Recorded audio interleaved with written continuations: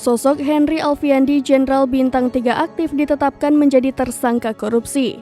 Adapun Komisi Pemberantasan Korupsi menetapkan Jenderal Bintang 3 yang juga menjabat Kabasarnas RI Marsikal Madya TNI Henry Alfiandi sebagai tersangka dugaan suap.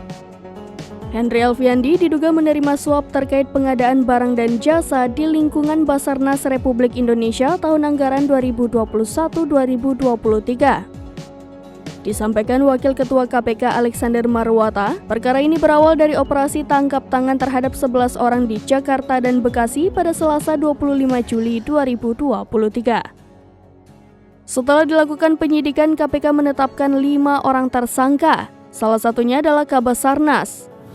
Adapun penetapan tersangka ini dilakukan setelah KPK melakukan pemeriksaan dengan gelar perkara bersama Pusat Polisi Militer TNI. Selain Henry, KPK juga menetapkan Koordinator Administrasi Kabasarnas RI, Letkol ADM Afri Budi Cahyanto sebagai tersangka. KPK juga menetapkan 3 orang dari pihak swasta atau sipil sebagai tersangka. KPK sebelumnya menangkap sejumlah orang dalam operasi tangkap tangan di kawasan Jalan Hankam Cilangkap, Jakarta Timur dan Jati Sampurna, Bekasi, Jawa Barat pada 25 Juli 2023.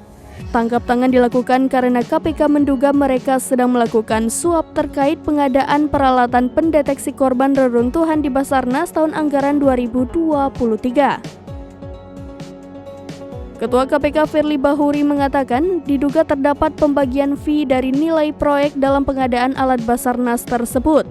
Juru bicara Penindakan dan Kelembagaan KPK, Ali Fikri mengkonfirmasi bahwa nilai kontrak pengadaan alat pendeteksi korban reruntuhan itu senilai Rp9.997.104.000.